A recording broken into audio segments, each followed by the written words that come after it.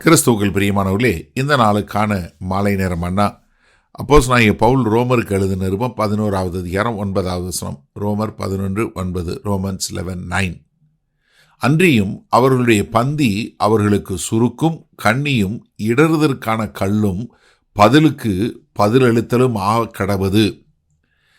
இப்போ அப்போஸ்தலனாகிய பவுல் என்ன பண்ணுறாருன்னா, முதல்ல மோசேயை சொன்னார், அடுத்து ஏசாயா சொன்னார், இப்போ தாவீதுட்ட இருந்து எடுத்து சொல்கிறார். இது 69வது சங்கீதம் 22வது வசனத்திலிருந்து சொல்லக்கூடிய ஒரு காரியம். ஏன்னா தாவீது எப்படி இஸ்ரவேலுடைய ஒரு பெரிய ராஜா என்று சொல்லக்கூடிய அவ்வளோ ஒரு மரியாதை வைக்கிறது உள்ள ஒருத்தர், அவர்கிட்ட இருந்து சொல்லதை கொடுத்து எடுத்து இங்கே சொல்கிறாரு, இஸ்ரவேல் ஜனங்கள் அந்த நாட்கள்லையும் சரி இந்த நாட்கள்லையும் சரி எப்பொழுதுமே இப்படிப்பட்ட ஒரு காரியத்தில் இருக்கிறாங்க என்று சொல்லக்கூடியதா. இதை கர்த்தராகிய இயேசு கிறிஸ்து யோவான் 15வது அதிகாரம் 25வது வசனத்தில் எந்த ஒரு காரணம் இல்லாமல் அவங்க எனக்கு எதிராக வந்தாங்க, என்னை வெறுத்தாங்க என்று சொல்லக்கூடிய காரியத்தை சொல்கிறாரு. என்ன சொல்கிறாரு? அவருடைய பந்தி அவர்களுக்கு சுருக்கும். என்ன, அதாவது ஒரு ஆசீர்வாதமே அவர்களுக்கு ஒரு சுருக்கும் ஒரு கண்ணியுமாக மாறக்கூடியது. ஏன்னா அவங்களுடைய பந்தின்னு சொல்லுது, பந்தி எதை காட்டுது? திரளான ஒரு காரியம், அவங்களுக்கு கொடுக்கப்பட்ட ஒரு சிறப்புரிமை, உடன்படிக்கையினுடைய ஆசீர்வாதம், ஒரு கர்த்தர்கிட்ட ஆவிக்குரிய முறையில் வரக்கூடிய ஒரு பாரம்பரியம் என்று சொல்லக்கூடியது. ஆனால் இது என்னவா மாறிடுச்சு? அவர்களை ஒரு நன்றியறிதலையும் விசுவாசத்திலையும் வருவதற்கு பதிலாக அவங்களை எதில் கொண்டு போய் சேர்த்து பெருமையிலையும் தங்களுடைய சுயத்திலையும் ஒரு பொய்யான ஒரு பாதுகாப்புலையும் கொண்டு போகக்கூடியதாக.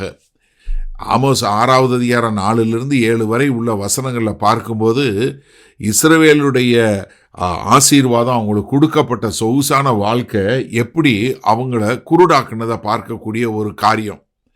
லூக்கா 14வது அதிகாரத்தில் கர்த்தராகிய இயேசு கிறிஸ்து ஒரு காரியத்தை, ஒரு ஓமானத்தை சொல்லி கொடுக்குறாரு. எப்படி பந்தி அழைப்புக்கு அழைக்கப்பட்ட மக்கள் எப்படி அவருடைய அழைப்பை நிராகரிக்கக்கூடிய மக்களாக. இதை சொல்லும்போது என்ன சொல்றாரு? அவங்களுக்கு கண்ணியும் இடறுதற்கான கல்லும். அப்போ இது அவங்க என்ன பண்ணாங்க? இஸ்ரவேல் தேச மக்கள் எதில் இடர்னாங்க? நியாயப்பிரமாணத்தில் இடர்னாங்க, தங்களுடைய பாரம்பரியத்தில் இடர்னாங்க, தங்களுடைய சம்பிரதாயங்களில் இடர்னாங்க, அவங்களுடைய சுய நீதியில் இடர்னாங்க. ஏன்னா பிலிப்பியர் 3வது அதிகாரம் 4-6 வசனத்தில் சொல்லும்போது எப்படி பவுல் தன்னுடைய மாம்சத்தின் மேலே எவ்வளவு நம்பிக்கையாக இருந்தார் என்று சொல்லக்கூடியதாக. அடுத்து என்ன சொல்ற? இடர்காலம் பதிலுக்கு பதிலளித்ததுமாக கடவுது. அப்போ கர்த்தரை நிராகரிக்கும் போது, கர்த்தருடைய வெளிப்பாடை நிராகரிக்கும் போது கர்த்தர்கிட்ட வரக்கூடிய ஒரு காரியம். ஏன்னா என்ன செஞ்சீங்களோ அதற்கு அவிசுவாசத்தில் செய்யக்கூடிய காரியத்திற்கான பதில் வரத்தானே செய்யும். அப்போ நீங்கள் இப்படிப்பட்ட ஒரு பாதையை தெரிந்து கொள்ளும்போது உங்கள் மேலே நியாய தீர்ப்பு வரத்தான் செய்யும் என்று சொல்லக்கூடியதாக. அதனால தான் ரோமர் 1வது அதிகாரம் 24வது வசனத்திலிருந்து 28வது வசனத்தில் பார்க்கும்போது ஒரு 3 முறை கர்த்தர் அவங்கள ஒப்பு கொடுத்தார் என்று சொல்லக்கூடிய ஒரு காரியத்தை நம்ம பார்க்குறோம். சரி, இந்த நாளில் இந்த வசனத்தை நம்ம எப்படி எடுத்துக்கொள்வது? அதாவது இஸ்ரவேல் தேச மக்கள் இடறுவார்கள் என்பது வேத வசனத்தில் ஏற்கனவே சொல்லப்பட்டது. எப்படி ஆசீர்வாதமே அவர்களுக்கு என்னவா மாறிச்சு? அவர்கள் விசுவாசத்தை விட்டு வழுவி போகக்கூடிய ஒரு காரியமாக இருந்துச்சு இல்லையா? அப்படி நீங்கள் யோசிச்சு பாருங்க, உங்கள் இருதயத்தை இன்னைக்கு வழுவி போகக்கூடியதாக எது ஒரு கர்த்தருடைய ஆசீர்வாதமே இருக்குதா? ஏன்னா இஸ்ரவேல் தேச மக்களுக்கு பந்தியே அவங்களுக்கு கண்ணியாக மாறிச்சு. இன்றைக்கு கர்த்தருடைய ஆசீர்வாதம் இன்னைக்கு அநேகரை என்னவா மாற்றுகிறது? கண்ணியாக மாற்றுகிறது. எனக்கு அருமையானவர்களே, நீங்கள் ஒரு ஆவிக்குரிய முறையில் ஒரு மத சார்பை செய்யக்கூடிய நிறைய காரியங்கள் என்ன பண்ணக்கூடாதுன்னா, தேவனுடனான உறவை ஒரு நாள் மாற்றக்கூடாது. ஏன்னா இஸ்ரவேல் தேச மக்கள் என்ன பண்ணாங்க? நாங்கள் ஆபிரகாமனுடைய சந்ததிங்கிறதுல ரொம்ப பெருமை காராட்டினாங்க. இயேசு கிறிஸ்துக்கிட்டே போய் நாங்கள் ஆபிரகாமனுடைய சந்ததி, நீ யாருன்னு சொல்லக்கூடியதாக. ஆனால் நீங்கள் எப்படிப்பட்டவங்களா இருக்கணும்?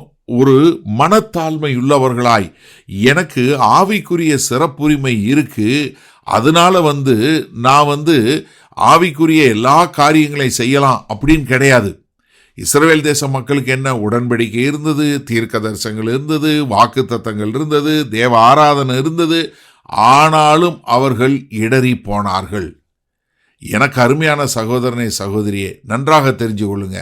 இன்றைக்கு இந்த சமகாலத்தில் இது கேட்டுக்கொண்டிருக்கிற உங்களுக்கு கர்த்தருடைய ஆசீர்வாதமே ஒரு இடரலாக மாறுகிறதா? கொஞ்சம் யோசிச்சு பாருங்க. ஒரு மனத்தாழ்மையோடு கர்த்தரை சார்ந்து வாழ நாம் கற்றுக்கொள்வோமா? வல்ல பிதாவே, இதோ இஸ்ரவேல் தேச மக்களுக்கு எல்லா ஆவிக்குரிய சிறப்புரிமைகள் இருந்தோம். ஆண்டவரே, அவர்கள் இடறி போனார்கள். அதே போல இன்றைக்கு உம்மை விசுவாசிக்கிற நாங்க ஆண்டவரே, உம்முடைய ஆசீர்வாதத்தை பார்த்து இடறி போகாதபடி எங்களை உம்முடைய கரங்கள் ஒப்படைக்கிறோம். இயேசு கிறிஸ்துவின் மூலம் பிதாவே, ஆமேன். கர்த்தர் உங்களை ஆசீர்வதிப்பாராக. நாம் நாளை காலை தினசரி தியானத்தில் சந்திப்போம். Good night.